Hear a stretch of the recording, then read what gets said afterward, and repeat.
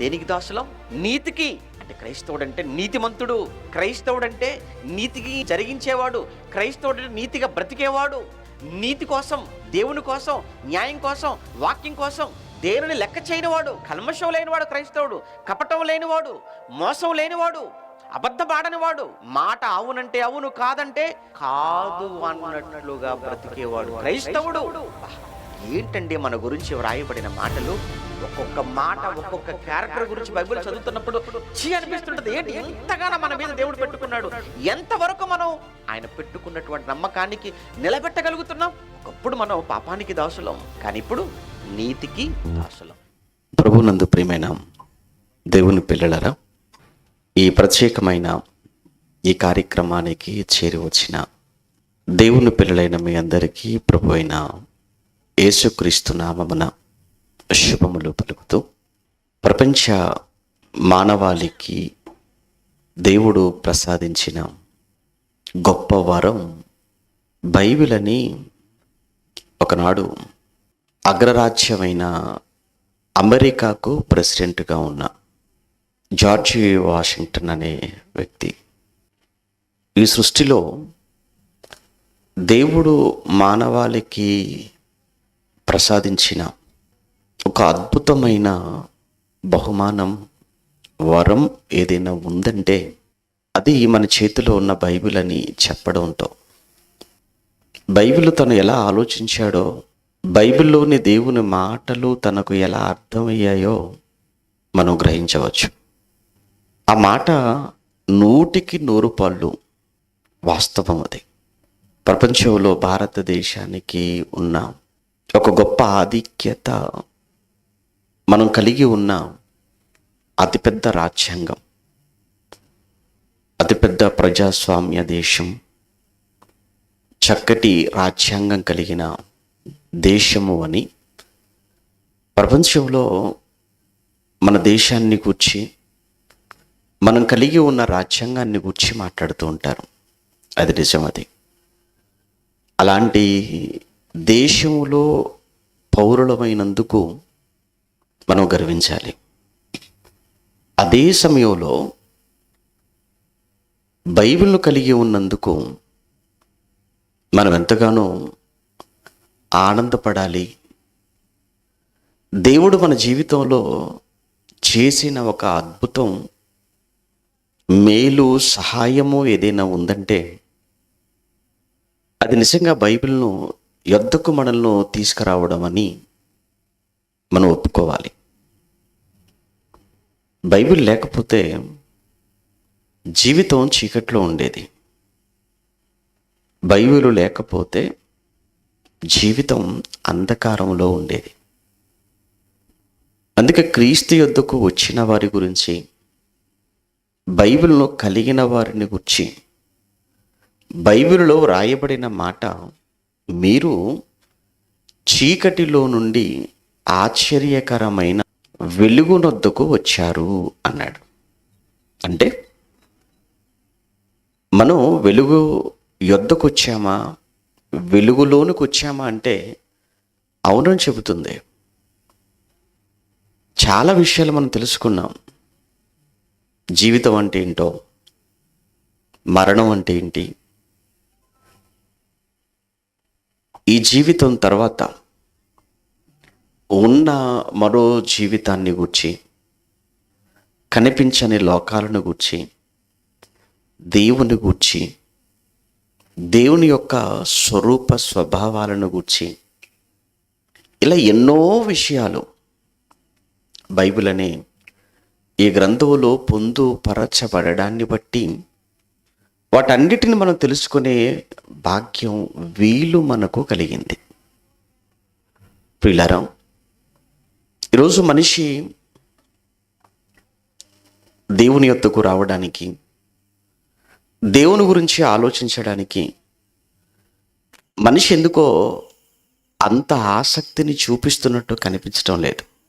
మీకు తెలుసు, ఈరోజు మనిషి జీవితం అంతా బిజీ జీవితం, బిజీ లైఫ్ అంటున్నాం. ఉదయం లేస్తే మొదలు రాత్రి పడుకునేంత వరకు ఉరుకులు పరుగుల జీవితము అని మాట్లాడుతుంటారు. ఎక్కడికి ఈ పరుగు? ఏమి సాధిద్దామని, ఎంత సంపాదిద్దామని, ఎంత దాచేద్దామని, ఎంత పట్టుకొని వెళ్ళిపోదామని.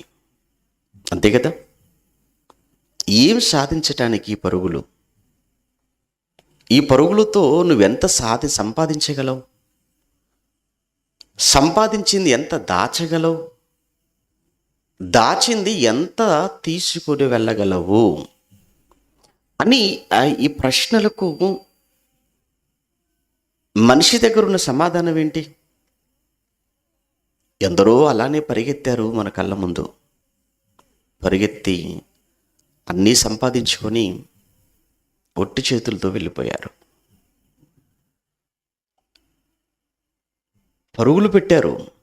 ఎంతగా పరుగులు పెట్టారు అని అంటే, ఒకరు దేశాన్ని ఆక్రమించుకోవాలని ఒకరు పరిగెత్తారు, ఒకరు ప్రపంచాన్ని ఆక్రమించుకోవాలని ఒకరు పరిగెత్తారు. దేశాన్ని ఆక్రమించుకోవాలని పరుగు పెట్టినవాడు మట్టికి చేరాడు. ప్రపంచాన్ని ఆక్రమించుకోవాలని పరుగులు పెట్టినవాడు ఆడు కూడా మట్టికి చేరిపోయాడు. ఇతను తీసుకెళ్ళింది ఏముంది, అతను తీసుకెళ్ళింది ఏముందంటే, ఎవరూ తీసుకెళ్ళింది ఏమీ లేదు. ఒట్టి చేతులతో వెళ్ళిపోయారు. తల్లి గర్భము నుంచి ఎలా దిగంబరులుగా ఏమీ లేకుండా వచ్చారో, ఈ లోకాన్ని వదిలి వెళ్ళేటప్పుడు కూడా అలానే దిగంబరులుగా ఏమీ లేనివారుగా ఒట్టి చేతులతో వెళ్ళిపోతున్నారు అన్నది జగమెరిగినటువంటి నిత్య సత్యంగా మనకు తెలుసు. కానీ వాళ్ళకంటే ఎక్కువనా? ఇప్పుడు మనం ఆలోచించవలసింది ఏంటంటే, నిజమే వెళ్ళిపోతాం, అన్నీ వదిలి వెళ్ళిపోవాలి. ఎక్కడికి వెళ్ళేది ఏంటి? దీని ముగింపు ఏంటి? ఈ భూమి మీద ప్రతి ప్రయాణానికి ఒక ముగింపు ఉంది. మీరు ఇంటి దగ్గర నుంచి బయలుదేరారు, ఇక్కడికి రావాలి. ఇక్కడ రావడంతో మీరు చూడండి, ఈ మధ్యకాలంలో అందరూ లొకేషన్ షేర్ చేయండి అంటారు. లొకేషన్ల మీద లొకేషన్లు షేర్ చేస్తారు. చేసిన తర్వాత ఆఖరికి మీరు చేరుకోవాల్సిన స్థలానికి రాగానే ఏమంటుంది? Your destination is end. అంటే మీరు చేరుకోవాల్సిన గమ్యం ఏమైపోయింది? ఎండ్ అయిపోయింది, ఆగిపోయింది, ముగింపు వచ్చేసింది అంటారు. అంటే ఈ భూమి మీద ప్రతి ప్రయాణానికి ఏముంది? ముగింపు ఉంది. మరి నీ జీవిత ప్రయాణం ఒకటి ఉందే, ఆత్మ ప్రయాణం. అది దాని ముగింపు ఏంటి? దాని గమ్యం ఏమిటి? ఈ ప్రయాణం నువ్వు బయలుదేరే ముందు నువ్వు సెట్ చేసుకుని బయలుదేరుతావు.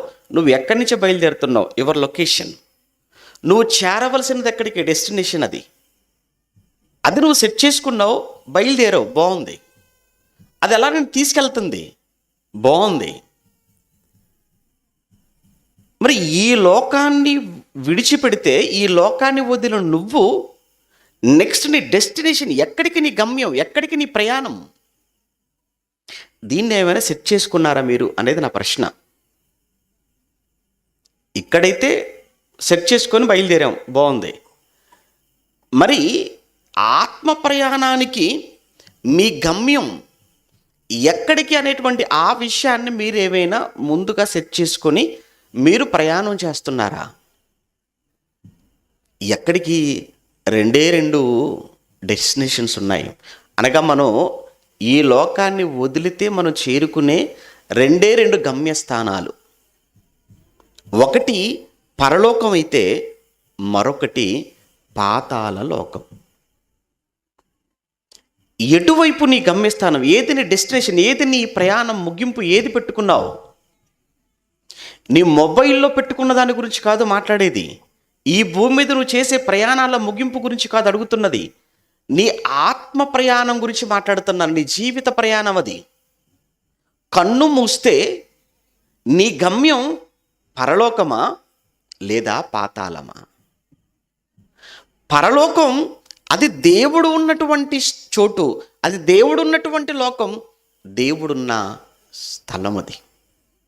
అది దేవుడు అంటే ఆనందం, దేవుడంటే సంతోషం, దేవుడంటే అక్కడ బాధ, వేదన, ఆకలి, దప్పిక ఇవి ఏవీ లేని ఒక అందమైన లోకం. ఇంకా చెప్పాలి అని అంటే నువ్వు విడిచిపెట్టి వచ్చిన లోకం అది. అది నీ లోకం, అది నీ నీ స్వస్థలం అది. కానీ అక్కడికి వెళ్ళాలన్న ఆరాటం, అక్కడికి వెళ్ళాలన్న ప్రయత్నం ఉందా మనిషికి? లేదంటే ఎక్కడికి వెళ్ళిపోతాడు? బైబిల్లో ఒక మంచి మాట, సామెతల గ్రంథంలో సొలొమోను గారు అనగా ఒక మహాజ్ఞాని ఆయన, ఒకనాడు ఇశ్రాయేలీల సామ్రాజ్యానికి 40 సంవత్సరాలు రాజుగా ఉన్నవాడు, చక్కటి పరిపాలన అందించినవాడు. ఇంకా ఆయనకున్నటువంటి జ్ఞానాన్ని శోధించటానికి, ఆయన జ్ఞానాన్ని ప్రత్యక్షంగా చూడటం కొరకు అని ప్రపంచంలో అన్ని దేశాల నుంచి ఆయన యొద్దకు వచ్చారు అన్నది బైబిల్లో మనకు దొరికేటువంటి సమాచారం. అది 100కి 100 పాళ్ళు.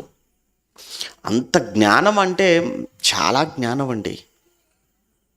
ఏంటి ఆయన గురించి మాట్లాడుతూ పెద్ద పెద్ద జంతువులు మొదలుకుంటే చిన్ని చిన్ని పక్షుల వరకు వాటన్నిటి గురించి వ్రాసాడు, వాటన్నిటి గురించి చెప్పాడు అన్నప్పుడు, అలానే అతిపెద్ద వృక్షాలు మొదలుకొని ఆ చిన్ని వృక్షాల వరకు కూడా వాటి గురించి కూడా అధ్యయనం చేసి వాటి గురించి కూడా వ్రాసిన వాడుగా, అనేకమైన కీర్తనలు సామెతలు వ్రాసిన వాడుగా, ఆ రోజు ఆయన ఇచ్చినటువంటి తీర్పులు కూడా అనేక మందిని ఆశ్చర్యపరిచినటువంటి జడ్జిమెంట్స్ తీర్పు ఇచ్చినట్లు ఆయన గురించి చదువుతున్నప్పుడు రాజుల గ్రంథంలో చాలా ఆశ్చర్యం కలుగుతుంటుంది. ఏంటి జ్ఞానము అని. ఎక్కడిది జ్ఞానం? దేవుడిచ్చినటువంటి జ్ఞానం. ఆ దేవుడిచ్చినటువంటి ఆ జ్ఞానంతో వ్రాసినటువంటి సామెతలు అనేటువంటి గ్రంథంలో 15వ అధ్యాయము 24వ వచనంలో, సామెతల గ్రంథం 15వ అధ్యాయం 24వ వచనంలో ఒక మాట చెబుతున్నాడు ఆయన చెబుతున్నాడు. అందుకే ఆయన గురించి చెప్పాను. ఆయన గురించి ఎందుకు ఇంత చెప్పాను అని అంటే, ఆయన ఎంత గొప్పవాడో తెలిస్తే ఆయన మాట ఎంత గొప్పదో మీకు అర్థమవుతుందని. ఎందుకంటే మనం కూడా ఏంటంటే, మాట ఎవరు చెప్పిన వ్యక్తిని బట్టి కదా ఆ మాటకు మనం అది మన మనస్తత్వం అది. అందుకే ఇతను చాలా గొప్పవాడు. ఇంత గొప్పవాడు దేని గురించి మాట్లాడుతున్నాడో ఒక్కసారి 15వ అధ్యాయం 24వ వచనం. క్రిందనున్న పాతాళమును తప్పించుకొనవలనని బుద్ధిమంతుడు పరమునకు పోవు జీవ మార్గమున నడుచుకొనును అన్నాడు. క్రిందనున్న పాతాళమును తప్పించుకొనవలనని. పాతాళం అనేది ఒకటి ఉంది. ఆ ఉన్న పాతాళము అది క్రిందగా ఉంది. ఆయన భూమి మీద ఉన్నాడు. భూమి మీద ఉన్న సొలొమోను గారు క్రిందనున్న పాతాళము అంటున్నాడు అని అంటే భూమి క్రింద లేదా ఈ విశ్వము క్రిందగా ఉన్నది పాతాళ లోకం. ఈ విశ్వానికి పైగా ఉన్నది పరలోకం. అయితే ఈ భూమి క్రింద ఉన్నటువంటి ఈ పాతాళమును తప్పించుకొనవలనని బుద్ధిమంతుడు పరమునకు పోవు జీవ మార్గమున నడుచుకుంటాడు. అంటే బుద్ధిమంతుడు పరమునకు పోయే జీవ మార్గాన్ని నడుచుకుంటాడు. బుద్ధిహీనుడు క్రిందనున్న పాతాళములో పడిపోతాడు. ఎవడి మనుషులను 2 వర్గాలుగా చేసి మాట్లాడుతున్నాడు. మనుషులను 2 గుంపులుగా చేశాడు. ఒకటి బుద్ధిమంతుల గుంపు, రెండోది బుద్ధిహీనుల గుంపు. ఇక్కడ కూర్చున్నారు. మీలో కూడా 2 గుంపులు ఉంటారు. ఒక గుంపు ఏంటంటే బుద్ధిమంతుల గుంపు, రెండో గుంపు ఏంటి? బుద్ధిహీనుల గుంపు. 800 కోట్ల మంది ఉన్నారు ప్రపంచంలో. 800 కోట్ల మందిని కూడా దేవుడు 2 గుంపులుగా చేసి మాట్లాడుతున్నాడు. ఒక గుంపు ఏమో బుద్ధిమంతుల గుంపు, రెండవ గుంపు బుద్ధిహీనుల గుంపు. మరి ఏంటి బుద్ధిమంతుల గుంపు ఏంటి, బుద్ధిహీనుల గుంపు ఏంటి? ఏమంటే బుద్ధిమంతుల గుంపు అంటే బుద్ధిమంతులు ఏం చేస్తారట?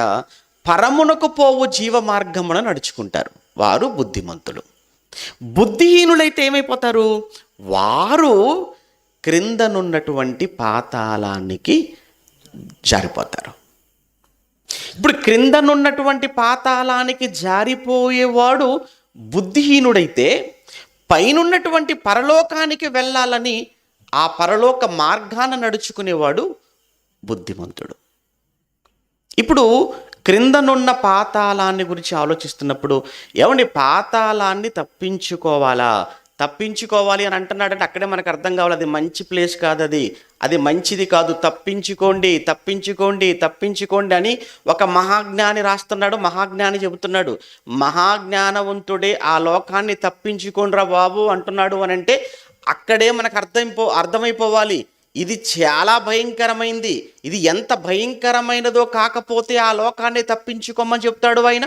అప్పుడు మనకు అనుమానం రావాలి, ఏంటండి ఆ లోకం అంత ప్రమాదకరమైనదా, అంత భయంకరమైనదా అని ఒకవేళ మీకు వస్తే అది ఎంత భయంకరమైనదో ఎంత ప్రమాదకరమైనదో బైబిల్లో అనేకమైన చోట్ల ఆ లోకాన్ని గురించి వ్రాయబడింది, ఆ లోకాన్ని గురించి చెప్పబడింది.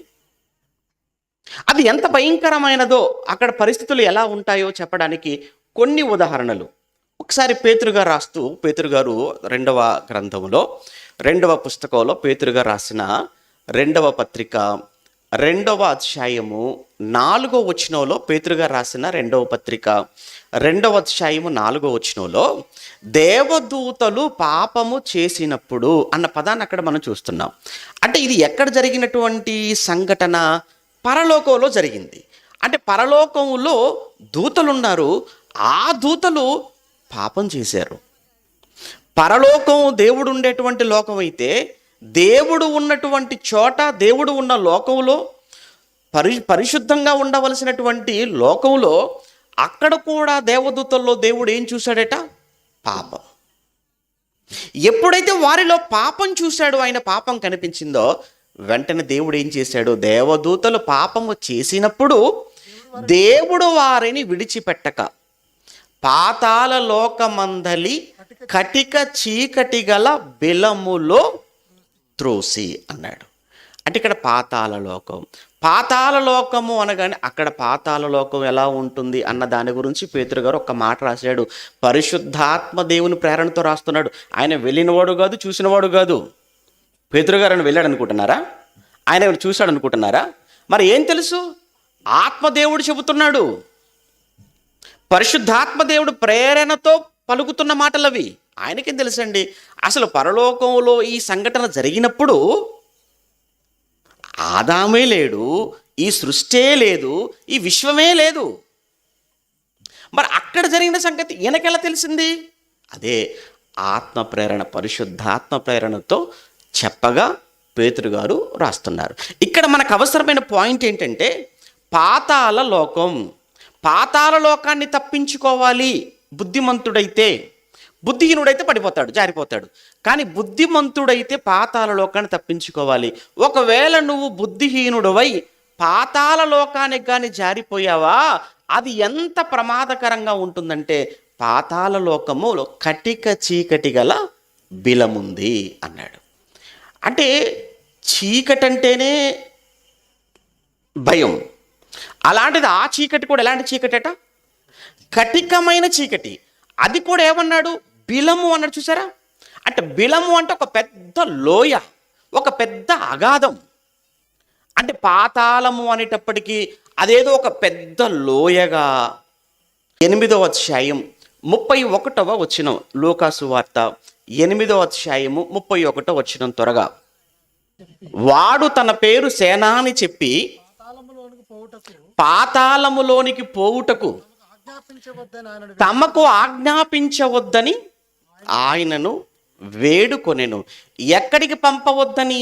పాతాళమునకు పంపవద్దని ఆయనను వేడుకున్నాయట. పాతాళానికి పంపొద్దు మమ్ములను. ఏంటి? పాతాళానికి పంపవద్దని దయ్యాలు, ప్రేతాత్మలు యేసుక్రీస్తుల వారిని వేడుకుంటున్నాయి అని అంటే వాటికి కూడా తెలిసిపోయింది. ఏం తెలిసింది వాటికి? పాతాళము చాలా భయంకరమైంది, పాతాళము చాలా ప్రమాదకరమైనది. మనమేమో దయ్యానికి భయపడతాం, సహజంగా మనుషులు దయ్యాలకు భయపడతారు. కానీ మనుషులు భయపడే దయ్యాలు దేనికి భయపడుతున్నట్టుగా ఇక్కడ కనబడుతుంది? పాతాళానికి. నువ్వేమో దయ్యం అనగానే భయపడిపోతావు. నువ్వు భయపడుతున్నటువంటి దయ్యం, నువ్వు దయ్యం అన్న మాట విన్నప్పుడు నువ్వు భయపడుతున్నావే, ఏ దయ్యం అన్న మాట నిన్ను భయపడుతుందో ఆ దయ్యం పాతాళం అంటే భయపడిపోతుంది అని అంటే పాతాళం ఇంకెంత భయంకరమైందో మీకు అర్థం కావాలి. అందుకేనండి ఆ రోజు సొలొమోను గారు చెప్తున్నారు, ఏమన్నాడు? ఒరేయ్, నేను మహాజ్ఞానిగా, దేవుడు నాకు ఇచ్చిన జ్ఞానంతో నేను మీకు చెబుతున్నాను, మీరు బుద్ధిగా ఉండండి. మీరు నిజంగా బుద్ధిమంతులైతే పరమునకు పోవు జీవ మార్గాన నడుచుకోండి తప్ప పాతాళానికి కానీ మీరు వెళ్ళారంటే ఇక మీ జీవితం క్లోజ్. చాలా భయంకరం. అప్పుడప్పుడు ఎవరైనా భయంకరంగా చచ్చిపోయారు, భయంకరమైన రోగం, భయంకరమైన కష్టం వచ్చిందనుకోండి, అప్పుడు మనం మాట్లాడే మాట ఒకటి ఉంటుందండి, ఏమండి ఇలాంటి కష్టం పగవాడికి కూడా రాకూడదండి అంటారా? ఏమండి ఇలాంటి చావు ఎవరికి రావద్దండి. అంటే ఆ కష్టం అంత అంత స్థాయిలో అంత బాధగా ఉందా ఏంటి? ఆ రోగం అంత భయంకరమైందా? శత్రువు కూడా రాకూడదని కోరుకుంటున్నాడు చూడు అక్కడ.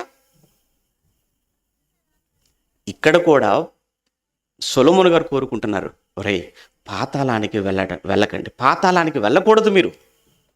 మీరు నిజంగా బుద్ధి కలిగి పరమునకు వెళ్ళేవారుగా నడుచుకోండి, పరమునకు వెళ్ళే జీవ మార్గాన నడుచుకోండి అన్నాడు. ఎందుకు అనంటే అది కటికమైన చీకటి కలిగినటువంటి ప్రదేశం, అది చాలా బాధతో కూడుకున్నది. అందుకే ఆ దయ్యాలే భయపడిపోతున్నాయి. పాతాళం అంటే అంత భయంకరం అది.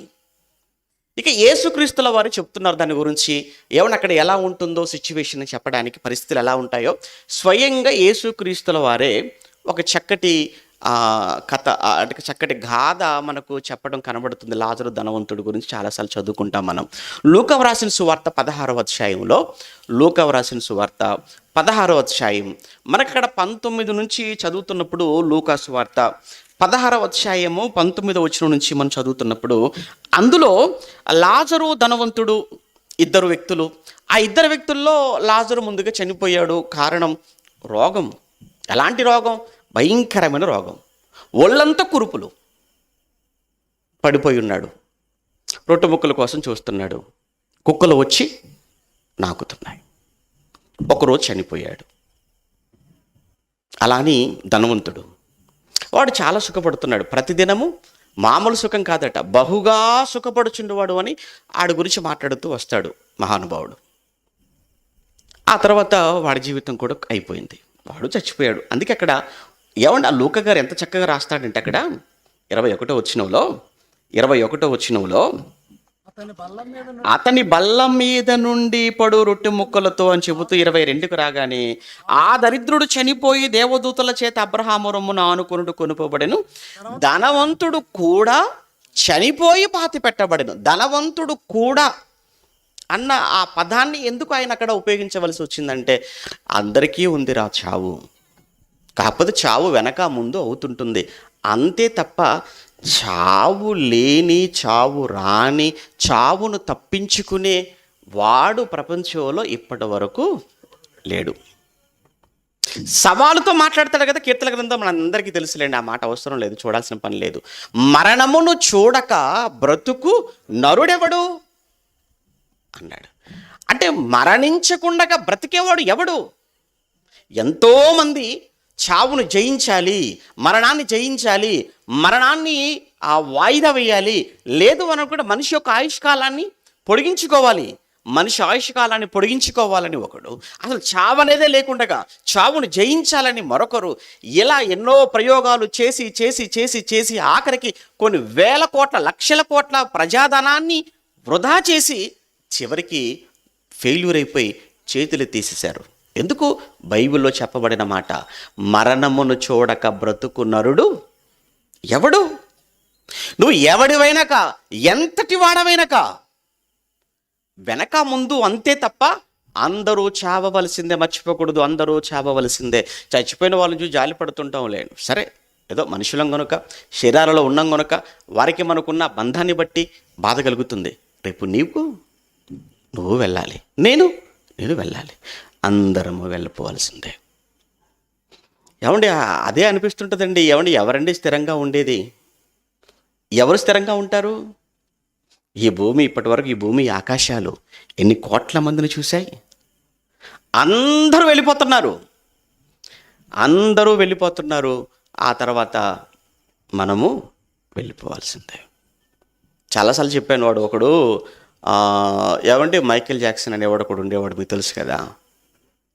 మైకేల్ జాక్సన్ అనేవాడు వాడు ఎంతకాలం బతకాలనుకున్నాడు అంటే, ఎందుకంటే వాడికి వచ్చినటువంటి ఆ నేము, ఆ ఫేమును బట్టి, ఆ రోజు రోజుకి పెరుగుతున్న ఆదరణను బట్టి, వస్తున్న డబ్బును బట్టి వేల వేల లక్షల లక్షల మిలియన్ డాలర్లు ఒక అతిపెద్ద కాలిఫోర్నియాలో అనుకుంటాను, అమెరికాలో ఒక సువిశాలమైనటువంటి కొన్ని ఎకరాలు వాడి కోసం కొనుక్కొని అందులో ఒక అందమైనటువంటి భవనాన్ని ఏర్పాటు చేసుకొని, కొంతమంది డాక్టర్లు, వైద్యులను ప్రత్యేకంగా నియమించుకొని, అవయవాలలో ఏదైనా ప్రాబ్లం వచ్చేస్తే అప్పటికప్పుడు మళ్ళీ అవయవ రిప్లేస్మెంట్ వెంటనే అవయవాలు వేరే వాళ్ళు తీసి పెట్టుకోవడానికి కొంతమంది రెడీగా తీసుకొచ్చేసి వాళ్ళకు జీతాలు ఇచ్చుకుంటూ, కిడ్నీ పనిచేయలేదు అనుకోండి, అప్పుడు అంటే ఏం చేయాలన్నమాట, ఆల్రెడీ తీసుకొచ్చి పెట్టేసుకుంటారు కదా, జీతాలు ఇచ్చి భోజనం పెట్టి పెంచుకుంటారు కదా, వాళ్ళ కిడ్నీ తీసి వీడికి ఎక్కియాలన్నమాట.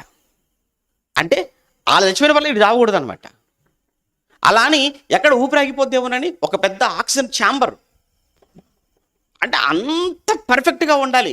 ముడతలు రాకూడదు, బాడీలో వయసు కనబడకూడదు, చావు రాకూడదు. ఎంతకాలం బ్రతకాలనుకున్నాడు? 150 సంవత్సరాల వరకు నేను బ్రతకాలి అని తగిన ఏర్పాట్లన్నీ చేసుకున్నాడు. పాపం ఎంతకి చచ్చిపోయాడు తెలుసా? 50 ఏళ్ళకి చచ్చిపోయాడు. బ్రతకాలనుకున్న కాలం ఎంత? 150. చచ్చింది ఎప్పుడు? 50కి. నీ చేతిలో ఉందనుకుంటున్నావా? నీ జీవితం నీ చేతిలో, నీ ఆయుష్ నీ చేతిలో లేదు, ఆయన చేతిలో ఉంది. మరణాన్ని తప్పించుట ప్రభువైన యెహోవా వశం అని మాట్లాడతాడు మరొక చోట. ఓకే, ఇక్కడ ధనవంతుడు కూడా చనిపోయి పాతి పెట్టబడ్డాడు. లాజరు చనిపోయాడు, ధనవంతుడు కూడా ఎందుకన్నాడు అని అంటే, చావు అందరికీ ఉంది, కంగారు పడకూడదు. అర్థమైందా? అందరికీ ఉంది చావు. ఈరోజు మనం అప్పుడప్పుడు చావు ఇంటికి వెళ్ళి వస్తుంటాం. ఈరోజు వాళ్ళ ఇంటికి వెళ్ళినవారు వాళ్ళు మన ఇంటికి వస్తారు, పెద్ద తేడా ఏం లేదు. అర్థమైందా? ఈరోజు మనం వాళ్ళని చూడటానికి వెళ్ళాం, రేపొద్దున అంతే కదండి. ఏమంటే మనం వాళ్ళ ఇంటికి వెళ్ళాలంటే వాళ్ళు మన ఇంటికి వచ్చారని చూస్తుంటారు కదా, పెళ్ళిళ్ళకు, ఫంక్షన్లకు. ఈ మధ్యకి ఇది ఎక్కువైపోయింది కదా. ఇప్పుడు మనం ఏదైనా కార్యక్రమానికి వెళ్ళాలనుకోండి, వాళ్ళు మన కార్యక్రమానికి వచ్చారా చూడండి ఒకసారి. ఒకవేళ ఇప్పుడు రాసుకోవడం లేదు కదా, ఒకసారి ఫోటోలు చూడండి, ఉన్నారా లేదా వాళ్ళు, వీడియోలు చూడండి ఒకసారి, మళ్ళీ వెనక్కి వెళ్ళండి, చూడండి వచ్చారా, మనం కూడా వెళ్ళిపోదాం. రాలేదా అయితే ఇంటికి కొట్టేసామా, వెళ్ళకూడదు. ఇవి కొంచెం ఎక్కువైపోయాయి కదా. అలానే చావప్పుడు నువ్వు వెళ్తున్నావు, అప్పుడు నువ్వేమనుకోవాలి, ఇంకా నేను ఈరోజు వచ్చాను, రేపు వాళ్ళు వస్తారు. ఈరోజు నువ్వు వెళ్ళావు చూసావా జ్ఞాపకార్థ కూడికకు తిని రావడానికి, మళ్ళీ ఒకరోజు మన ఇంట్లో జ్ఞాపకార్థ కూడిక, అప్పుడు వాళ్ళు వచ్చేసి వాళ్ళు చేయగడిగి వాళ్ళు వెళ్ళిపోతారు. సేమ్ టు సేమ్, ఇందులో తేడా ఏమీ లేదు. కాకపోతే అటు ఇటు అవుతుంటుంది అంతే. దీనికోసం నేను ఇంత మాదంతా ఏంటో మరి. ఆ మనిషి ఆ బీరాలు, ఆ ధీరాలు, మనిషిని చూస్తుంటే అప్పుడప్పుడు మనసులో నవ్వుకుంటాం, ఏమనలే కదా, గట్టిగా అంటే బాగోదు కదా. కొన్ని విషయాలలో ఉందరు ఎంతకో ఎగిసిపడ్డారు, ఎంతెంతకో ఆకాశానికి ఎగురుదాం అనుకొని ఒక్కసారిగా కుప్పకూలి మట్టిలో కలిసిపోయిన వాళ్ళని ఎంతోమందిని చూసాం. మనవేంటి, మనకున్నదేంటి కదా. కనుక అందరూ వెళ్ళిపోవలసిన వారే. బతుకున్నప్పుడు ఏ ఫ్లోర్లో ఉంటారు చెప్తున్నా చూసారా, మేమండి పలానా అపార్ట్మెంట్లో 10వ ఫ్లోర్లో ఉంటాం గొప్పగా, చచ్చిన తర్వాత గ్రౌండ్ ఫ్లోరు, ఆ తర్వాత పెట్టేటప్పుడు అండర్ గ్రౌండ్. మీకు అర్థమైందా? బతుకున్నప్పుడు చెప్పేది ఏం తెలుసా అండి, మేమండి పలానా అపార్ట్మెంట్ అండి సెంటర్లో ఉంటుందండి అని చెప్తారు. అక్కడ మళ్ళీ ఎందులోనండి పలానా ఫ్లోర్ అండి, రావాలండి మీరు, లిఫ్ట్ ఉంటుందండి జాగ్రత్త చూసుకోండి, అక్కడ 10 కొట్టండి పైకి వచ్చేస్తారు అంటాడు. చచ్చిన తర్వాత పైకి వెళ్ళండివారు, ఆయన్ని కిందికి గ్రౌండ్ ఫ్లోర్లోకి దింపుతారు. చూసారా? చూసాం. ఇప్పుడు గ్రౌండ్ ఫ్లోర్లో పెట్టరు, తీసుకెళ్ళిపోయి మళ్ళీ ఎక్కడ అండర్ గ్రౌండ్లో పెట్టాలి. గ్రౌండ్ ఫ్లోర్లో పెడితే ఊరుకోరు, తవ్వి పెట్టాలి. రేపు నీదైనా నాదైనా మనది ఎవరిదైనా ఈ మాత్రం దానికా మనుషులు చూడండి అంతే, ఇటు వస్తుంటే అటు వెళ్ళిపోతుంటారు. ఏంటో ఇక్కడే ముఖం చూపించుకోలేనప్పుడు అక్కడ దాకా వెళ్తామా మనం, అక్కడి వరకు వెళ్ళిపోతామా అనుకోవడమే తప్ప ఏమీ అర్థం కాలేదు. మళ్ళా చెప్తున్నాను, వాక్యము బైబుల్ బొత్తిగా అర్థం కాలేదు, ముమ్మాటికి అర్థం కాలేదని చెప్తాను నేను. ఒక సేవకుడిగా బైబిల్ పట్టుకొని ఇప్పుడు వాళ్ళు వీళ్ళతో మీకేంటి, మీది మీరు చూడరాదండి. మందే సరిగా లేదు మనకు, మీకు అర్థమైందా? నా జీవితమే సరిగా లేనప్పుడు, నా కుటుంబాన్ని సరిగా చేసుకోలేనప్పుడు వాళ్ళ గురించి వీళ్ళ గురించి నాకెందుకండి? అందుకే బైబిల్ ఒక మాట అంటాడు, నీ మట్టుకు నీవు ఆ మాట తెలుసా? నీ మట్టుకు నీవు దేవుని యందు భయభక్తులు కలిగి ఉండు. నీ మట్టుకు నీవు అన్న పదాన్ని ఎందుకు చెప్తున్నాడు? ఒరే, ఎవరు నీ కళ్ళ ముందు కనబడినంత భక్తి కాదు, వాళ్ళందరి గురించి నాకు తెలుసు. కనుక వాళ్ళ గురించి నువ్వెందుకు ఆలోచిస్తున్నావు? నీ గురించి నువ్వు ఆలోచించి ఒక్కసారి. నువ్వెలా ఉన్నావు? నీ భార్య ఎలా ఉంది? మీ నాన్న ఎలా ఉన్నాడు? అమ్మ ఎలా ఉంది? పిల్లలు ఎలా ఉన్నారు? మీ కుటుంబం ఎలా ఉంది? ముందు ఇక్కడే కదా. ఇక్కడ ఉన్నటువంటి మనం బాగున్నావా? ఇక్కడ ఒకవేళ యేసుప్రభు రాత్రి వస్తే నీ కుటుంబంతో పాటు నువ్వు వెళ్ళగలవా? ఒకవేళ ఈరోజు మీకు చివరి రోజు అయితే ఆయన ముందు నిలబడగలిగే ధైర్యం అది నీకుందా? అది లేనప్పుడు ఎందుకు ఈ పనికిమాలిన మాటలు, పనికిమాలిన ముచ్చట్లు? కాకపోతే ఎవరి గురించో ఆలోచించి ఎవరి కోసమో నా భక్తిని, నా కుటుంబాన్ని నేను పాడు చేసుకోవాలా? ఏమంటే చెడిందండి, ఇదేమైనా చెడిందండి. అందుకే ఇవన్నీ. అందుకే ఇక్కడ రాగానే వెనక ముందు ఎవ్వరు ఉండేవాళ్ళు కాదంటున్నాడు యేసుక్రీస్తుల వారు. మనల్ని ఏమంటున్నాడు? లూకాసు వార్త 16వ అధ్యాయం 24వ వచనంలో, ధనవంతుడు కూడా చనిపోయి పాతి పెట్టబడెను, అప్పుడతడు పాతాళములో బాధపడుచు అన్నాడు. పాతాళానికి వెళ్ళాడు. వెళ్ళగానే ఏం స్టార్ట్ అయిపోయిందట ధనవంతుడికి? బాధ. ఆ పదం చూడండి అక్కడ, బాధ. పేతురు గారు రాసిన పత్రికలో ఏమని చదువుకున్నావు అక్కడ? కటిక చీకటి గల బిలము అన్నాడు. అక్కడ పాతాళం అంటే దయ్యాలు కూడా ఏమైపోతున్నాయి? భయపడిపోతున్నాయి. ఎందుకంత భయం? అది ఎంత భయంకరమైనదో తెలుసు గనకనే భయపడిపోతున్నాయి. ఒకవైపు కటిక చీకటి గల బిలం అన్నాడు, మరోవైపు దయ్యాలు భయపడిపోతున్నాయి, మరోవైపు యేసుక్రీస్తుల వారు ధనవంతుడి గురించి మాట్లాడుతూ వాడక్కడికి వెళ్ళాడో లేదో ఆత్మగా వెంటనే వాడికి ఏం ప్రారంభమైంది? బాధ. అక్కడికి వెళ్ళింది ఏంటి, ఇక్కడ మట్టిలో పెట్టింది ఏంటి? విషయం ఏంటంటే ధనవంతుని చూడటానికి చాలామంది వచ్చారు. నాకు అర్థమైందా? ఎందుకంటే ధనవంతుడు కదా, బోల్డంత మంది వస్తారు అతను చూడటానికి అంత్యక్రియలకు. పాప లాజరు గారు అంత్యక్రియలకు ఎవరైనా వచ్చారా? అసలు బతుకున్నప్పుడే రాలేదండి లాజరు గారి దగ్గర. చచ్చిన తర్వాత ఇంకెవరు వస్తారు చెప్పండి? ఇక్కడ ఇద్దరి గురించి మనం చదువుకుని ఎన్నోసార్లు చదువుకున్నాం. మీరు ఒక్కసారి ఇక్కడ ఒక పాయింట్ ఆలోచించండి. ధనవంతుడు చనిపోయాడు. ధనవంతుడు చనిపోయినప్పుడు ధనవంతుని యొక్క శవాన్ని ఆ పెట్టెలో పెట్టినప్పుడు, పాడ మీద పెట్టినప్పుడు అతన్ని చూడటానికి ఊరంతా వచ్చింది. చుట్టుపక్కల ఊళ్ళ వాళ్ళు వచ్చారు. ఎంతోమంది ఆ స్థాయిలో ఉన్న వాళ్ళందరూ వచ్చారు. అంత హడావుడి, వందలు వేల మంది. అప్పుడప్పుడు చావుకు వెళ్ళి వచ్చిన తర్వాత చెప్తుంటారులేండి, ఏమండి ఆయన చావుకండి ఊరంతా వచ్చిందండి, ఆయన చావుకండి వేలలో వచ్చారండి. బాగుంది. నేనేమంటాను తెలుసా? ఊరంతా వస్తే, వేల మంది వస్తే కాదు, అసలు రావాల్సిన దేవదూతలు వచ్చారా? రావలసిన దేవదూతలు వచ్చారా? లాజరు గారు చనిపోయారు, ఎవరు లేరు, ఎవరు రారు, ఎలా చెప్పగలరండి అంటారా? బతుకున్నప్పుడు ఎవరైనా వచ్చారా? లాజరు బ్రతుకున్నప్పుడే రానప్పుడు, ప్రాణంతో ఉంటే, లాజరు చనిపోతే ఎవరు వస్తారు ఇక? కానీ లాజరు కన్ను మూయగానే ఎవరు వచ్చారట? దేవదూతలు. ఏమంటే ఇక్కడ ధనవంతుడి శవాన్ని చూడటానికి వేల మంది వచ్చారు, కానీ కన్ను మూయగానే ఎవరో దేవదూతలు వచ్చినట్లుగా మనకు అక్కడ లేదు. అంటే అనేక మంది వచ్చారు కదా అని చెప్పేసి అని ఆడు గొప్ప సావు అంటారా? ఆడు మంచి సావు అంటారా? వాడు మంచివాడు అనుకుందామా? అలా కూడా లాజరు చెడ్డోడు అయిపోవాలి, ఇప్పుడు ఎవరు రాలేదు కాబట్టి.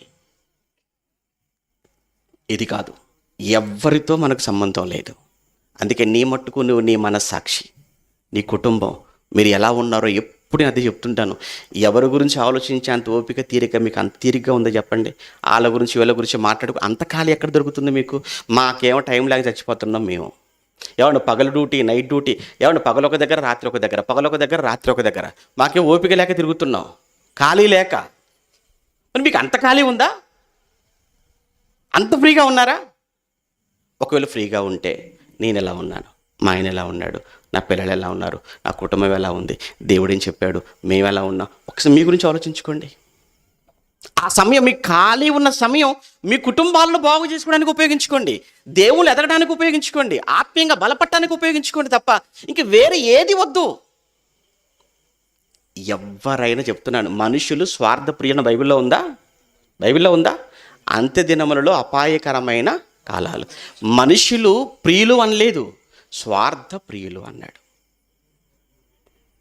ఇంక దేవుని కూడా నమ్మరా? నా మాట, ఉపేంద్ర అన్న మాట నమ్మకండి. ఉపేంద్ర అనేవాడు నథింగ్, జీరో. కానీ దేవుని మాట కూడా నమ్మరా మీరు? బైబిల్లో ఉన్న మాట కూడా నమ్మరా? మనుషులు స్వార్థ ప్రియులు అన్న తర్వాత ఎవరిని నీ కోసం ఆలోచిస్తారు, ఎవరు నిన్ను ప్రేమిస్తారు? అందుకే నీ గురించి నువ్వే ఆలోచించు, నీ భార్య కోసం నువ్వే ఆలోచించు, నీ భర్త కొరకు నువ్వే ఆలోచించు, నీ పిల్లల కోసం ఆలోచించు, మొత్తంగా నీ కుటుంబాన్ని గురించి నువ్వే ఆలోచించు. ఎవ్వరి గురించి వద్దు. ఇప్పుడున్న కాలంలో, ఇప్పుడున్న పరిస్థితుల్లో నన్ను నేను కాపాడుకొని, నా భార్యని కాపాడుకొని, నా పిల్లల్ని కాపాడుకోవటమే అదే నాకు పెద్ద టాస్క్. అది ఎందుకంటే సిచ్యువేషన్స్ అలా ఉన్నాయి, పరిస్థితులు అలా ఉన్నాయి, ఎంత భయంకరంగా మారిపోతున్నాయో చూస్తున్నాం. మన సోషల్ మీడియాలో మనం చూస్తున్నాం. అస్సలు బాగోలేవు, మనుషులు బాగోలేరు, పిల్లలు బాగోలేరు, వాళ్ళ కార్యక్రమాలు అస్సలు బాగోలేవు. రేపు ఏమైపోతాం? నిలబడగలమా? చివరి వరకు వెళ్ళగలమంటారా పరలోకానికి? ఏ లోకాన్ని ఆశించి ఏది యేసుక్రీస్తుల వారు ఇవ్వగలరు అని నమ్మి నువ్వు ఇక్కడికి వచ్చావో అదే నువ్వు సాధించలేకపోతే, దాన్నే నువ్వు పొందుకోలేకపోతే ఎందుకు ఇవన్నీ?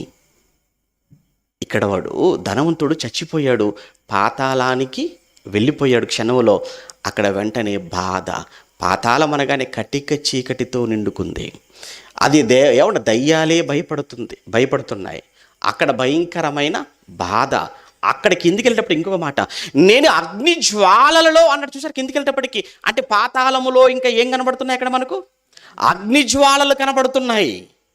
అక్కడ కటిక చీకటి, అంటే నేను తీసుకొని వెళ్ళి కటిక చీకటిలో వేస్తే అది ఎంత బాధ ఉంటుందో, ఆ బాధ నీకు అర్థమైతే అంత బాధ. లేదు అంటావా, నేను తీసుకొని వెళ్ళి అగ్ని జ్వాలల్లో వేస్తే పరిస్థితి ఎలా ఉంటుందో ఒకసారి ఊహించు, అంత బాధ.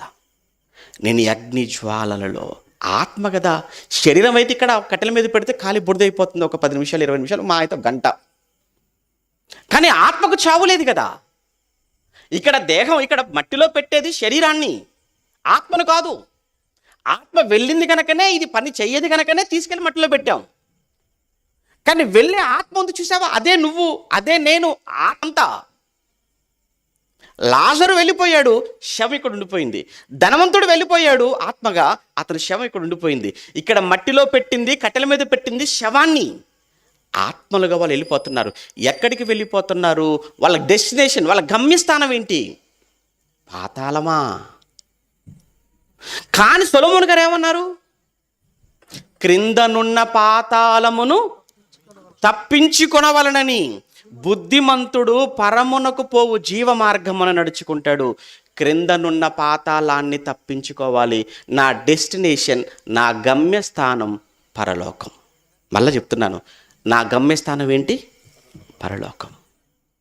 మీరు ఇంట్లో మన గమ్యస్థానం పరలోకం అని సెట్ చేసి పెట్టుకోండి. మొబైల్లో ఎలా సెట్ చేసి పెట్టుకుంటారో, మన ఇంట్లో మన కుటుంబం యొక్క గమ్యస్థానం, మన ఫ్యామిలీ యొక్క డెస్టినేషన్ ఏంటంటే పరలోకం.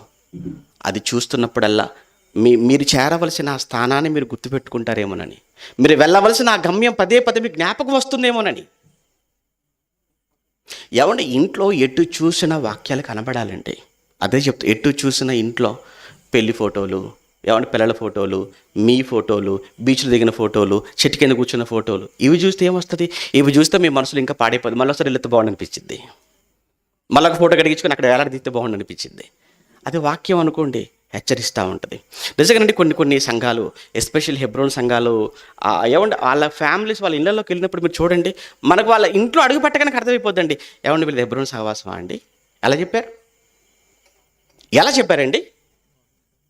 ఇంటి నిండా ఏం కనపడతాయి? గోడలకు వాక్యాలే కనపడతాయి. మరి మీ ఇళ్ళ కానీ వీళ్ళెవరండి? వీళ్ళు పలానా, ఏం కనపడండి? ఫోటోలు అండి, వాక్యాలు లేవు. మనం చేరవలసినటువంటి గమ్యస్థానం పరలోకం. ఒక టీవీ ఉందండి, టీవీ మీద ఇప్పుడు మాటికి పిల్లలు టీవీ మీరు టీవీ ముందు కూర్చుంటే టైం చాలామంది చూడండి అసలు టైం తెలియట్లేదని టీవీ ముందు కూర్చుంటే అంటారు. అంటే ఏం చూస్తున్నారు? టైం తెలియనంతగా చూస్తున్నారు. అందులో ఎవరు చూస్తున్నారు? ఆడు వీడిని ఎలా తిట్టాడు, వీడిని వాడెలా తిట్టాడు, వీళ్ళిద్దరు ఒకరికొకరు ఎలా కౌంటర్ చేసుకున్నారు, ఈ ఇద్దరిని ఎన్కౌంటర్ చేయడానికి మూడో వాడు ఎలా వచ్చాడు, ఇయ్యన మీరు చూస్తారు. అప్పుడు మీరు బైబిల్లో ఒక వాక్యం తీసి అక్కడ రాసుకోండి. కీర్తనకారుడు దావీదు గారు అంటారు ఏమని, నేను నా కన్నులతో వ్యర్థమైన వాటిని చూడకుండా నా కన్నులను త్రిప్పివేయుము. వ్యర్థమైన వాటిని చూడకుండా నా కన్నులను త్రిప్పివేయుము. ఈ మాట చక్కగా తీసి ఆ టీవీ పైనో లేదా ఆ ల్యాప్టాప్ పైననో చిన్నగానో లేదా కూడా సిస్టమ్ దగ్గర పెట్టుకున్నారనుకోండి, వెంటనే మీకు వార్నింగ్ మిమ్మల్ని హెచ్చరిస్తూ ఉంటుంది. ఏం చూస్తున్నావు, ఏం చూస్తున్నావు, ఇక్కడ ఏముంది, నువ్వేం చూస్తున్నావు. బైబిల్ ఎంత మంచి తెలుసా అండి.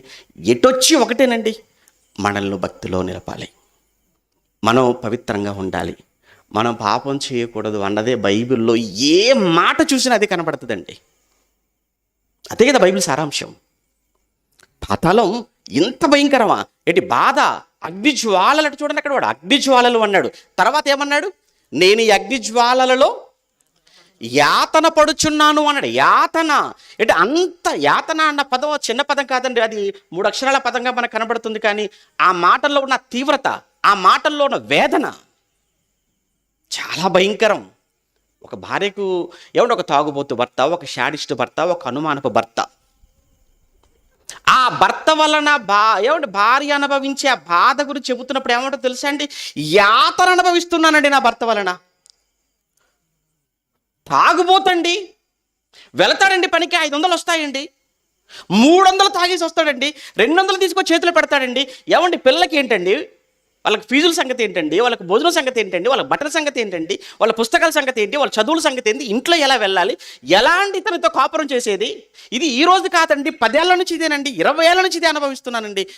అలా అని కేవలం ఒక డబ్బులు ఇచ్చి 200 ఇచ్చేది వదిలేస్తాం లేదండి, ఇంటికి వచ్చేది బూతులండి. ఏమండి చాలా బాధపడుతుంటాడండి, హింసిస్తుంటాడండి, కొడుతుంటాడండి. ఒక్కోసారి చావాలనిపించిందండి. కానీ నేను చచ్చిపోతే బతుకుండగానే నా పిల్లను చూసుకొని వీడు భర్త మనసులో అనుకుంటుంది, నేను చచ్చిపోతే నా పిల్లలు ఏమైపోతారు అని. పిల్లలను చూసి నేను బతుకుతున్నాను, కానీ పిల్లలు లేకపోతే ఇతని టార్చర్కి నేను ఎప్పుడో చావాలి. అంటే భర్త పెట్టేటువంటి ఆ టార్చర్ వలన చావాలనుకున్న పిల్లల కోసం బ్రతకాలనేటువంటి ఒక ఉంది చూసారా. ఈ రెండింటి, బతకాలనున్న బ్రతకలేక, చావాలనున్న అమ్మో చచ్చిపోతే మళ్ళీ నా పిల్లలు ఏమైపోతారు అని ఈ రెండింటి మధ్య ఊగీసలాట, ఈ రెండింటి మధ్య నలిగటం, ఈ రెండింటి మధ్య పడే బాధ, దానిని ఏమంటారు అంటే యాతన. ఇది నీకు ఇక్కడ నీ భర్తతో ఒకవేళ 20 ఏళ్ళేమో, నీ భర్తతో ఒకవేళ 30 ఏళ్ళేమో, నీ భర్తతో ఒకవేళ చచ్చినంత వరకేమో, కానీ ఆత్మగా నువ్వు అక్కడికి వెళ్ళిపోతే పాతాళానికి నిత్యము, కలకాలము, యుగయుగాలు ఎప్పటికీ తప్పదు నీకు. ఇక 20 ఏళ్ళు తట్టుకోలేను నువ్వు నీ భర్త వలన పెట్టే ఈ బాధ, యాతన. చచ్చిన తర్వాత ఆత్మకు అక్కడికి వెళ్ళిపోతే ఎలా నువ్వు తట్టుకోగలవు ఆ యాతనను? అది ఎప్పటికీ ఉండే యాతన. ఆత్మకు చావు లేదు. అక్కడ అగ్నిజ్వాలలు ఉంటాయి, బాధ ఉంటుంది, యాతన ఉంటుంది, అక్కడ వేదన ఉంటుంది, చీకటి ఉంటుంది, అంతా ఉంటుంది అక్కడ.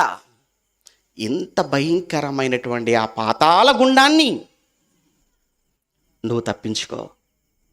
అందుకే అన్నాడు, క్రిందనున్న పాతాళమును తప్పించుకొనవలనని బుద్ధిమంతుడు పరమునకు పోవు జీవ మార్గమును నడుచుకొనును. అంటే అది తప్పించుకోవాలా? తప్పించుకోవాలి. ఎందుకు తప్పించుకోవాలి అంటే ఇప్పటివరకు చూసాం కదా. అసలు ఎవరు వెళ్తారండి అక్కడికి? చూద్దాం. ఇప్పుడు ఎందుకు తప్పించుకోవాలో చెప్పాడు ఇప్పటివరకు. ఎందుకు తప్పించుకోవాలంటే చాలా భయంకరం, చాలా ప్రమాదకరం. అసలు ఎవరు వెళ్తారండి అక్కడికి అంటే, ఎవరు వెళ్తారో కూడా లిస్ట్ ఇచ్చాడు. అందులో ఒకవేళ మీరు ఉన్నారేమో ఒకసారి చూసుకోండి. ఎవరు వెళ్తారు అన్నాడు. కీర్తనల గ్రంథం 9వ అధ్యాయం ఒక మాట. కీర్తనల గ్రంథం 9వ అధ్యాయం 7వ వచనమా, ఒక్కసారి ఆ మాట చూద్దాం. కీర్తనల గ్రంథం 9వ అధ్యాయం, త్వరగా కీర్తనల గ్రంథం 9వ అధ్యాయం, కీర్తనల గ్రంథం 9వ అధ్యాయం 17వ వచనం. దుష్టులను చూడండి అక్కడ 9వ అధ్యాయం 17వ వచనంలో, దుష్టులను దేవుని మరచు జనులందరూ పాతాళమునకు దిగిపోవుదురు అన్నాడు. చూడండి, ఆయన దుష్టులు పాతాళానికి దిగిపోతారు. దేవునిని మరచే జనులు మర్చిపోవట్లేదు దేవుణ్ణి. చాలా బాధ. ఏమండే, ఆదివారం ఆరాధన గురించి ఎన్నోసార్లు చెప్తుంటానండి. ఆదివారం ఆరాధన గురించి ఇక్కడే కాదండి, నేను కేవలం ఖమ్మంలో చెప్పట్లేదు. ఖమ్మంలో చెప్పాను కూడా ఎవరైతే మిస్ అయిపోయారు మా గురించి చెప్పండి. మీరు మీ దగ్గరే చెప్పట్లేదు. ఏ ప్రాంతానికి వెళ్ళి అదే చెప్తున్నాను, ఏ రాష్ట్రానికి వెళ్ళి అదే చెప్తాను, రేపు విదేశాలకు వెళ్తాను అక్కడ అదే చెప్తాను, ప్రపంచంలో ఎక్కడికి వెళ్ళి అదే చెప్తాను. దేవుణ్ణి మరచు జనులు ఎలా అండి మర్చిపోతున్నారు? ఆదివారం అనేటప్పటికీ అది ప్రత్యేకమైనది కదా. యేసుక్రీస్తుల వారు పునరుత్థానుడైనటువంటి దినము కదా, సంఘం ఏర్పడిన దినము కదా.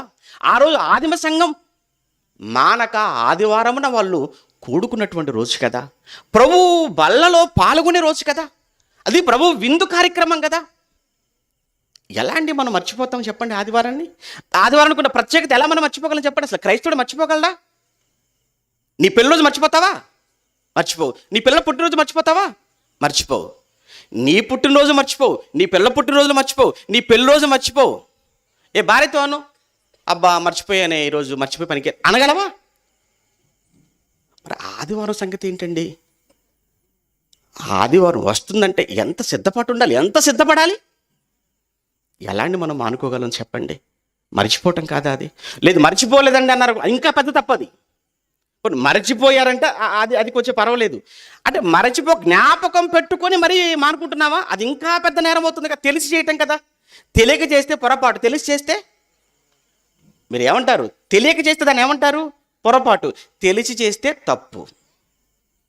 తెలియక చేస్తే పొరపాటు అంటారు. పోర్లేరా పొరపాటు తగిలింది కాలు. ఇప్పుడు ఎవరైనా వెళ్ళారనుకోండి, కాలు తగిలింది అనుకోండి, మన కాలు, అయ్యో పొరపాటు అయిపోయిందండి అంట. అంటే తెలియక జరిగింది అక్కడ. అది నువ్వు కావాలని తన్నేమనుకో, దాన్ని ఏమంటారు? తెలిసి తప్పు. ఇప్పుడు నువ్వు ఆదివారము ఆరాధన, సంఘము, ప్రభు వల్ల పాటలు, దేవుడు ఆయన ఉంటాడు అక్కడ. ఆయన దేవుని ఆశీర్వదించడం సిద్ధంగా ఉన్నాడు. ఆ రోజు నా పాటల ద్వారా ఆయన నా పాటల కోసం చూస్తున్నాడు, నా ప్రార్థన కొరకు ఎదురు చూస్తున్నాడు. ఆ తర్వాత ఆయన కుటుంబానికి ఆయనే తండ్రి కనుక. కుటుంబం ఎవరిది? సంఘం అంటే దేవుని కుటుంబం. దేవుని కుటుంబానికి తండ్రి ఎవరు? దేవుడు. ఆయన కుటుంబం. మరి ఆయన తండ్రిగా ఉన్నప్పుడు, సంఘముగా అంత కూడుకున్నప్పుడు నేను కనబడకపోతే, దేవుడికి నేను కనబడకపోతే ఆ రోజు సంఘంలో, అమ్మో నా తండ్రికి నేను కనబడకపోతే నా తండ్రి ఏమనుకుంటాడో అంతే తప్ప, ఈ పాస్టర్ గారు కనబడు, పాస్టర్ గారు ఏమనుకుంటారో, అన్నయ్య ఈ మాకెందుకండి? దేవుడు ఏమనుకుంటాడు నేను కనబడకపోతే? ఆయన కుటుంబం కదా సంఘం. మరి ఆయన కుటుంబం వాళ్ళు అందరూ ఉండి నేను లేకపోతే ఏంటి? అది ఇక్కడ 17 వచనంలో ఏమన్నాడు? ఎవరు వెళ్తారట అక్కడికి? ఎవరు వెళ్తారని చెప్తున్నాడు 9:17లో? దుష్టులను దేవుని మరచు జనులందరూ పాతాళమునకు దిగిపోవుదురు అన్నాడు. దుష్టమైన పనులు చేసేవారు, దేవుని మరిచేవారు వెళ్ళిపోయే చోటు పాతాళం. ఓకే, ఇంకా అంతేనా? ప్రకటన గ్రంథం 21 ముగింపులోకి వెళ్తున్నాం. ప్రకటన గ్రంథం 21వ అధ్యాయం. ప్రకటన గ్రంథం 21వ అధ్యాయం 8వ వచనం. ప్రకటన గ్రంథం 21వ అధ్యాయం 8వ వచనం. పిరికివారు, చూడండి అక్కడ లిస్ట్ ఇచ్చాడు, పెద్ద లిస్ట్ ఇచ్చాడు అక్కడ. పిరికివారును, అవిశ్వాసులను, అసహ్యులను, నరహంతకులను, వ్యభిచారులను, మాంత్రికులను, విగ్రహారాధికులను, అబద్ధికులందరూ అగ్నిగంధకములతో మండుగుండములో పాలు పొందుదురు. ఇది 2వ మరణము అనగా పాతాళం అనేశాడు. ఇందులో ఎక్కడున్నారు? ఎంత లిస్ట్ ఇచ్చాడు? అందరూ ఉన్నారు, అందరూ ఉంటారు అందులో నో డౌట్. ఏమండి, ఇంత భయంకరమైన ఈ పాతాళాన్ని తప్పించుకునే మార్గం లేదా? ఉంది. ఏంటి తప్పించుకునే మార్గం? నిన్ను పాతాళము నుంచి తప్పించగలిగిన ఒకే ఒక మార్గం, ఒకే ఒక వ్యక్తి, ఆయనే యేసుక్రీస్తుల వారు. ఎందుకంటే పాతాళాన్ని తప్పించుకున్నవాడు, పాతాళపు తాళపు చెవులు కలిగిన వాడు యేసుక్రీస్తు. ఆయన పాతాళానికి వెళ్ళాడు. పాతాళములో ఉన్నాడా? పాతాళం నుంచి బయటికి వచ్చేసాడంటే పాతాళము ఆయనను బంధించి ఉండలేదు. అపోస్తలుల 2వ అధ్యాయంలో అండి, పాతాళం అతనిని బంధించి ఉండలేదు. అందరినీ బంధించిన పాతాళం ఎవరిని బంధించలేకపోయింది? యేసుక్రీస్తును. అంటే పాతాళాన్ని జయించాడు ఆయన, జయించాడు. దాని తాళపు చెవులు పట్టుకున్నాడు ఆయన, పట్టుకున్నాడు. అందుకే ప్రకటన గ్రంథం 1వ అధ్యాయం, ప్రకటన గ్రంథం త్వరగా ప్రకటన గ్రంథం 1వ అధ్యాయం 17, 18 వచనాలు ఒకసారి చూడండి. ప్రకటన గ్రంథం 1వ అధ్యాయం 19 వచనంలో 18, 19 వచనాలలో, నేను మొదటి వాడను కడపటి వాడను జీవించి వాడను, మృతుడనైతిని గాని ఇదిగో యుగ యుగములు సజీవుడనై ఉన్నాను, మరియు మరణము యొక్కయు పాతాళ లోకము యొక్కయు తాళపు చెవులు నా స్వాధీనములో ఉన్నవి. ఇప్పుడు ఈ పాతాళాన్ని గురించి వినగానే మీ అందరికీ భయం కలిగింది. ఏమండి పాతాళానికి మేము వెళ్ళకూడదండి, పాతాళాన్ని మేము తప్పించండి, పాతాళం తప్పించుకోవాలి, మేము ఏం చేయాలంటే ఆ పాతాళాన్ని జయించిన వాడు పాతాళానికే భయం పుట్టించినవాడు. మీకు అర్థమైందా? పాతాళం అంటే దయ్యాలు భయపడ్డాయి, కానీ పాతాళం అంటే ఏ దయ్యాలు భయపడ్డాయో ఆ పాతాళం భయపడే ఒకే ఒక వ్యక్తి, ఆయనే యేసుక్రీస్తు. దానిని బంధించిన దాని యొక్క తాళపు చెవులు పట్టుకున్నవాడు. కేవలం పాతాళమే, పరలోకం కూడా అన్నాడు. చూడండి ఆ మాటలో, చూడండి అక్కడ ఏమన్నాడు, మరియు మరణము యొక్కయు పాతాళము యొక్కయు తాళపు చెవులు నా స్వాధీనములో ఉన్నాయి అన్నాడు. అంటే పాతాళ లోకపు యొక్క తాళపు చెవులను స్వాధీనము లేదా కలిగిన వాడు యేసుక్రీస్తుల వారు. కనుక ఇప్పుడు నువ్వు పాతాళాన్ని తప్పించుకోవాలి, పాతాళం నుంచి తప్పించబడాలంటే నీకున్నటువంటి ఒకే ఒక మార్గం యేసుక్రీస్తు. అంటే నువ్వు క్రీస్తు యొద్దకు రావాలి. ఏమంటే ఇప్పుడు మీరు అనొచ్చు, ఏమంటే యేసుక్రీస్తు లేడు కదండి, 2000 సంవత్సరాల క్రితం వెళ్ళిపోయాడు కదా ఆయన, ఇప్పుడు యేసుక్రీస్తు లేడు కదా, మరి లేనప్పుడు ఎలా అండి ఆయన దగ్గరికి రావాలి, పాతాళం తప్పించుకోవాలి అని అంటే, అప్పుడు యేసుక్రీస్తు బ్రతుకుండగానే నీకు ఇలాంటి ప్రశ్న వస్తుంది కాబట్టి చక్కటి సమాధానం చెప్పాడు. ఏంటంటే, ఇదిగో పేతురు బండవు, నా సంఘమును, ఏమన్నాడు అక్కడ మత్తయి సువార్త 16వ అధ్యాయంలో, సంఘమును, ఈ సంఘమును, నా సంఘమును బండ మీద కట్టుదును. మత్తయి సువార్త 16వ అధ్యాయం 18 వచనం త్వరగా తీయండి, సమయం అయిపోయింది. మత్తయి సువార్త 16వ అధ్యాయం 18 వచనంలో, మరియు నువ్వు పేతురువు ఈ బండ మీద, మరియు నువ్వు పేతురు ఈ బండ మీద నా సంఘమును కట్టుదును అన్నాడు. అని తర్వాత మాట్లాడినాడు. సంఘానికి కూడా పవర్ చెప్తున్నాడు. సంఘానికి కూడా పవర్ ఏంటంటే, పాతాళలోక ద్వారములు దాని ఎదుట నిలువ నేరవు అన్నాడు. అంటే ఇప్పుడు పాతాళలోక తాళపు చెవులు కలిగిన వాడు యేసుక్రీస్తుల వారైతే, ఏమండి మరి మేము ఆయన దగ్గరికి వస్తే ఇప్పుడు ఆయన మన పాత్ర తప్పిస్తాడు కదా, మరి ఇప్పుడు ఆయన లేడు కదా, మేము ఎక్కడికి రావాలి అంటే, ఇప్పుడు మీరు రావలసిన చోటు ఒకే ఒకటి, అది సంఘం, క్రీస్తు సంఘం. ఉన్నాయా? చాలా ఉన్నాయి. ఎన్ని సంఘాలు ఉన్నాయి అంటే నీ ఇంట్లో కుదరదు, సంఘం అన్నాడు ఆయన. సంఘములోనికి రా, సంఘములో ఉండు. నీవు సంఘములో ఉంటే, సంఘములో కలిసి నువ్వు సహవాసం చేయగలిగితే, సంఘ సభ్యుడవైతే పాతాళలోక ద్వారములు నీ ఎదుట నిలవనేరవు అని అంటే తప్పించుకుంటావు. అందుకే అన్నాడు, క్రిందనున్న పాతాళమును తప్పించుకునవలనని బుద్ధిమంతుడు పరమునకు పోవు జీవ మార్గమున నడుచుకుంటాడు. యేసుక్రీస్తుల వారు ఆయన ఎవరు? నిత్య జీవం. ఏమండి, యోహాను సువార్త 17:3లో, సత్యదేవుడు అయిన నిన్నును నీవు పంపిన నీ కుమారుడైన యేసుక్రీస్తును ఎరుగుటయే నిత్య జీవం. నిత్య జీవం పరలోకం. అంటే నువ్వు యేసుక్రీస్తుల వారి యొద్దకు నువ్వు రావడము అని అంటే పాతాళాన్ని తప్పించుకోవటం. యేసు యొద్దకు రావడం అన్న మాటకు అర్థం సంఘం. ఉన్నాయి కదా, ఈరోజు సంఘాలు ఉన్నాయి కదా, సంఘంలోకి రా. సంఘం అంటే చిన్నగా మీరు ఆలోచించకండి. సంఘాన్ని గురించి దయచేసి తప్పుగా మాట్లాడకండి. సంఘం అని అంటే మీకు మరి తెలిసి మాట్లాడతారో తెలియక మాట్లాడతారో, అప్పుడప్పుడు మన వాళ్ళ మాటలు వింటున్నప్పుడు చాలా జాలి వేస్తుంటుంది, బాధ కలుగుతుంటుంది. సంఘం అంటే క్రీస్తు యొక్క శరీరం. అది నా శరీరం కాదు, నీ శరీరం కాదు. ఎవరి శరీరం? సంఘము ఆయన శరీరం, శిరస్సు ఆయనే సంఘానికి. నువ్వు ఎవరి కోసం మాట్లాడుతున్నావు? సంఘం కోసం. అంటే ఎవరి కోసం మాట్లాడుతున్నావు? ఆయన శరీరం కోసం మాట్లాడుతున్నావా?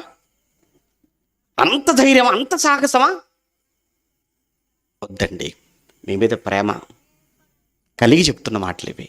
దయచేసి, ఎందుకంటే ఈరోజు యేసుక్రీస్తుని తప్పుగా మాట్లాడేవాళ్ళు చాలామంది ఉన్నారు. క్రీస్తు సంఘాల గురించి తప్పుగా మాట్లాడేవాళ్ళు చాలామంది ఉన్నారు.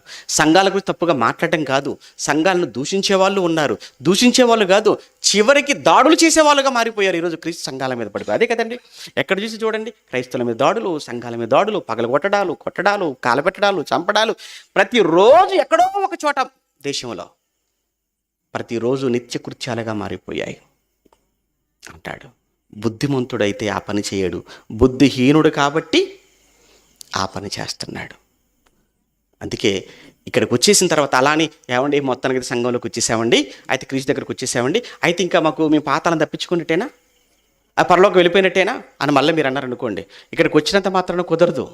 ఇక్కడికి వచ్చిన తర్వాత నువ్వు ఎవరిని ఫాలో అవ్వాలి? యేసుక్రీస్తుల వారిని ఫాలో అవ్వాలి. యేసుక్రీస్తుల వారు చెప్పిన, యేసుక్రీస్తుల వారు చూపించిన ఆయన అడుగుజాడల్లో నువ్వు నడిచినప్పుడు మాత్రమే నీవు పాతాళాన్ని తప్పించుకొని పరలోకానికి చేరుకుంటావు. ఇక్కడికి వచ్చినంత మాత్రం, ఇక్కడికి వచ్చిన తర్వాత సుఖమేముంది? ఏదో సభ్యుడిగా ఉన్నావే తప్ప నీ మనసు మారినప్పుడు, నీ ఆలోచనలు మారినప్పుడు, నీ చూపులు మారినప్పుడు, నీ బ్రతుకు మారినప్పుడు, నీ విధానం మారినప్పుడు నువ్వు ఎక్కడుంటే ఏంటి? ఉపయోగం లేదు. అది ఇక్కడికి వచ్చావు అనంటే నీ ముందు క్రీస్తు కనబడాలి, ఆయనే నువ్వు ఫాలో అవ్వాలి. నువ్వు ఇక్కడికి వచ్చావు అనంటే నీలో నువ్వు క్రీస్తును చూపించగలిగినంత అంత సాత్వికం నీకు ఉండాలి. ఎవరికుందో లేదో నీకొద్దు. మళ్ళీ అదే చెప్తున్నాను, మన వెంటనే మనకు వచ్చే బుర్రలో వచ్చే ఆలోచన ఏంటంటే ఆయనకుందా, ఈయనకుందా, నీకెందుకు? నీకుందో చూడరాదు, నీకుందేమో చూడు. అవును, ఆయన గడ్డి తింటాడు, తిను. నీకెందుకు? ఆయన ఎక్కడికో వెళతాడు, నువ్వు వెళ్ళిపోతావా? నీకెందుకండి? అందుకని ఎవరికుందన్నది కాదు, నీకుందా లేదా, నాకున్నదా లేదా నేను చూసుకోవాలి. అలానే మీరు చూడండి, క్రిందనున్న పాతాళాన్ని తప్పించుకోవాలి. చివరగా 42వ కీర్తన సంఘంలోకి వచ్చిన తర్వాత ఎలాంటి ఆశ కలిగి ఉండాలో, మనం ఎలాంటి ఆశ కలిగి ఉంటే వెళతామో చివరగా 42వ కీర్తన ఏమండి దావీదు గారు మాట్లాడుతూ కీర్తన మంచి మాట రాస్తుంటాడు. ఏమండి ఒక్కసారి 42వ కీర్తన చూద్దాం. కోరహు కుమారుల యొక్క దైవధ్యానంగా అక్కడ మనం చదువుతుంటాం. దుప్పి నీటివాగుల కొరకు ఆశపడినట్లు దేవా నీ కొరకు నా ప్రాణం ఆశపడుచున్న. చూసారా ఎంత ఎంత ఆశ ఉండాలో తెలుసా దేవుడి మీద? మళ్ళీ చెప్తున్నాను, సంఘంలోకి వచ్చావు కదా, క్రీస్తు సంఘంలోకి వచ్చావు కదా, క్రీస్తు శిష్యుడు అయిపోయావు కదా, వెరీ గుడ్. అయితే ఇక నుంచి నీ ఆశ ఎలా ఉండాలో తెలుసా? అరణ్యములో అడవిలో ఒక దుప్పి నీటి కోసం, నీటి వాగుల కొరకు, అది ఎంత ఆశ, దాహంతో ఉన్నప్పుడు నీళ్ళు ఎలా ఎలా ఎలా పరిగెత్తుతుందో, ఎలా తిరుగుతుందో, అలానే సంఘంలోకి వచ్చిన నువ్వు దేవా నీ కొరకు నా ప్రాణము ఆశపడుచున్నది అని చెబుతూ కిందికి వచ్చేటప్పటికి అంటున్నాడు, జీవము కలిగిన దేవుని కొరకు తృష్ణ కొనుచున్నది, దేవుని సన్నిధికి నేను ఎప్పుడు వచ్చేదను.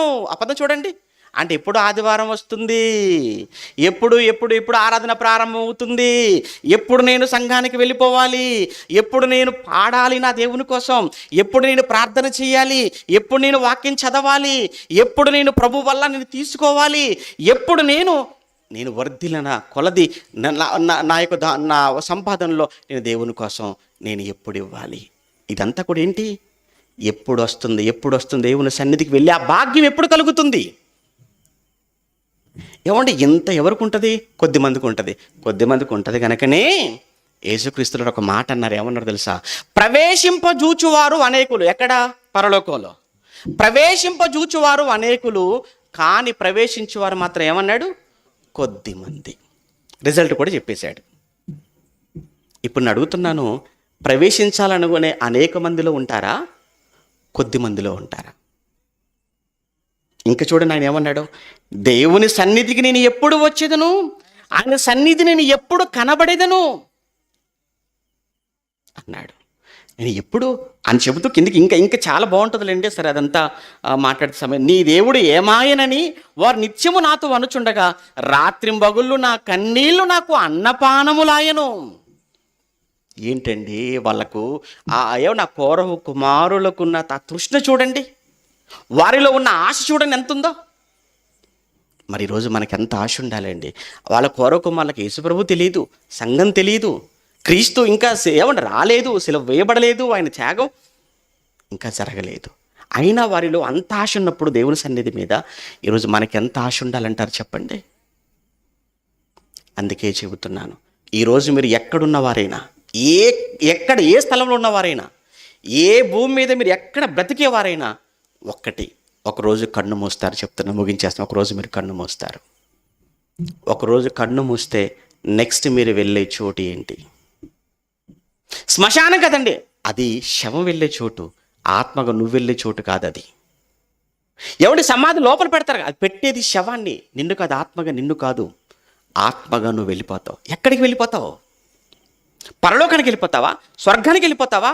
నో, నీకు స్వర్గము నీకు పరలోకం ఒక్క యేసుక్రీస్తుల వారి దగ్గర మాత్రమే అన్నాడు. ఎందుకంటే పాతాళలోకపు తాళపు చెవులు ఆయన దగ్గర ఉన్నాయి. నీకు పరలోకం ఇవ్వగలిగిన వాడు ఆయన. అందుకే అన్నాడు కదా, నేనే మార్గం, నేనే సత్యం, నేనే జీవం, నా ద్వారా తప్ప ఎవడును తండ్రి యొద్దకు రాలేడు. ఎంత ధైర్యంగా అంత గొప్ప స్టేట్మెంట్ ఇచ్చిన తర్వాత ఇంకా నువ్వు ఎక్కడుంటే పరలోకానికి వెళ్ళగలవు అనుకుంటున్నావు చెప్పు? అందుకే మనం అంతా ఆయన దగ్గరకు వచ్చాం. ఆయన దగ్గరకు వచ్చినటువంటి మనం తిన్నగా ఉండాలి. ఆయన దగ్గరకు వచ్చాం కదా, వెళ్ళిపోతాం కదా అంటే అస్సలు కుదరదు. నేను కలెక్టర్ గారిని కొడుకునండి, రెడ్ సిగ్నల్ పడ్డా వెళ్ళిపోతానంటే కుదురుతుందా? వాళ్ళు ఇక్కడ కుదరొచ్చేమో, దేవుని దగ్గర కుదరదు. మా నాన్న ఎమ్మెల్యే అండి, మా నాన్న ఎంపీ అండి, నేను ఎవరైనా కొట్టేస్తానండి, తాగేస్తానండి, ఇష్టం తిరిగేస్తానండి, ఎవడు అడుగుతానో వాడిని తోసేసుకుంటూ వెళ్ళిపోతానంటే కుదురుతుందా? కుదరదు. ఒకవేళ ఇక్కడ కుదరొచ్చేమో, ఆయన దగ్గర కుదరవు ఇవన్నీ కూడా. నేను క్రైస్తవునండి, సంఘంలోకి వచ్చేసానండి, నాకు ఇష్టం వచ్చినట్టుగా ఉంటాను, అస్సలు కుదరదు ఇక్కడ, అస్సలు ఒప్పుకోడు ఆయన. అందుకే చెబుతున్నాను, ఇక్కడికి మీరు వచ్చారు అంటే ఒక రకంగా చెప్పాలి అంటే చాలా దగ్గరగా వచ్చారు పరలోకానికి, చాలా సమీపంగా వచ్చారు. మంచి సేఫ్టీ ప్లేస్. అంటే సంఘంలోకి రావడం అంటే సేఫ్టీ ప్లేస్. ఒక మంచి స్థలంలోకి వచ్చేసారు మీరు, క్షేమకరమైన స్థలానికి వచ్చారు. ఇక్కడ ఉన్న వాళ్ళే అక్కడికి వెళ్ళేవాళ్ళు, అది ఇక్కడ కూడా మళ్ళీ ఫిల్టర్ అయిపోతారు. ఆ ఫిల్టర్ అయిపోయే వదిలేసే వాళ్ళలో మీరు ఉంటారేమో చూసుకోండి ఒకసారి. అలా వదిలివేయబడే వాళ్ళలో మీరు ఉండకూడదు అనుకుంటే ఆయన చెప్పిన ఆజ్ఞలు చెప్పున బ్రతకండి. కష్టమే కావచ్చు, అయినా పర్వాలేదు, సాధిద్దాం. మనకు ఎన్నో కష్టమైన మనం సాధించుకోలేదా చెప్పండి? ఎన్నో కష్టమైన పనులు మనం చేసుకోలేదా?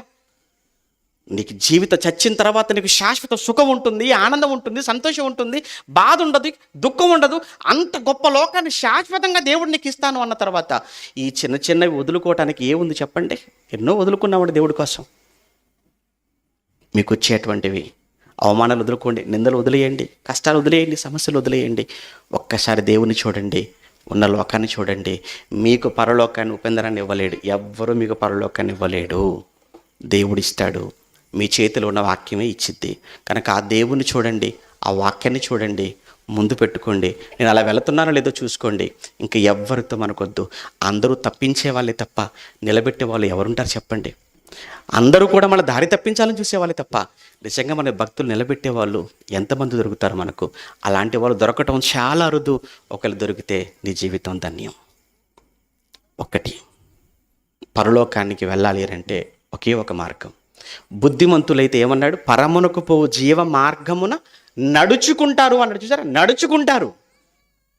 అర్థమైపోద్దండి, ఎవడు మీ ప్రవర్తన అర్థమైపోద్ది. ఇది ఎటిల్లో దారి, ఈ కేసు ఎటు వెళ్తుందో అర్థమైపోద్ది అనమాట. అంటే ఈ వ్యక్తి ఇలా నడుచుకుంటున్నాడని తెలిసిపోద్ది కదా.